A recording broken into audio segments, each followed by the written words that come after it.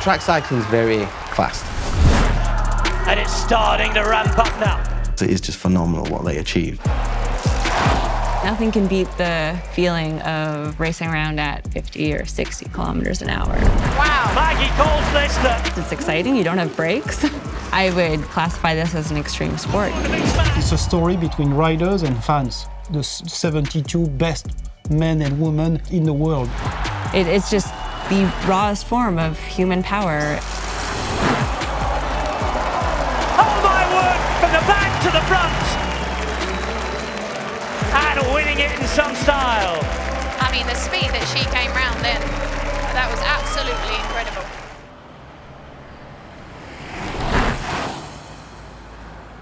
Track cycling is a huge sport in Olympics. But outside of Olympics, it's a very quiet and viewed sport. So an average fan, you don't know the tactics, you don't know why they're on this slope, you don't know the speed, you don't know the power, and you don't know what's happening. How do we engage a fan 365 days a year and make sure they're interested in track cycling? What a night! That was fantastic, yeah. Brilliant, wasn't it? Brilliant. Because we want to grow the sport, we want to grow fans' interest, we want to grow conversation through the application, it's powered, and we want people to try and see what is happening in an immersive way. And this is why Discovery came to me.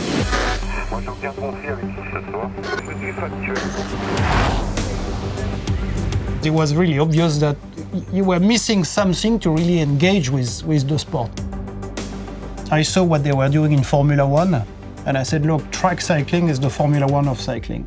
They got interested, and we have started to work immediately.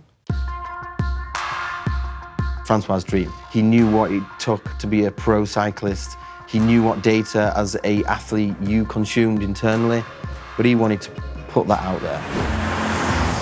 They wanted to grow it outside of the Olympics. They wanted to reformat track cycling, but they wanted to tell the story of what happens in track cycling. Absolutely brilliant. A sprint, a carrying, why they're doing this, why they're in the pack, where they're hanging around, why do you use that embankment? Getting high, moving around. To tell these stories, it's data, data, data. It's been a data-driven sport, it's a data-driven journey, and it's a data-driven insight to a fan. We've got sensors on all the bikes. We've got sensors on all the riders. This has never been done before. We measure all the cadence, the power, the speed, their heartbeat, and this is what makes the Track Champions League absolutely unique. We had to make sure not only do we collect that data from the riders or from the bikes, we need to process it fast and we need to deliver it fast. You know, we don't want to take eyes away from screen of what's happening in the moment. But if you're looking at the speed, the power, the cadence, the position, and you look at a screen and the race is finished, you're not giving it that accuracy. So we had to take some technologies from other sports and bring that into the cycling. And that's where arms and tech came from the cloud, we processed on edge. And we do it all in velodrome. Very quick indeed. Average speed 65.2 kilometers per hour. Data has to be perceived as something very positive to increase fan engagement. And that's why the app is the device where we mix data, but also all our social media so that fans can really interact.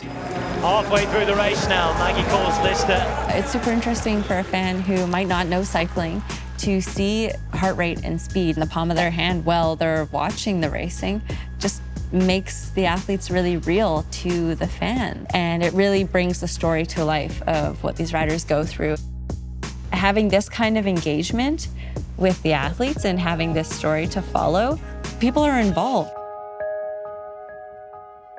To be innovative, it means you need to embrace failure. What can we do to improve this? Bell rings again. We experiment and we learn and we fail.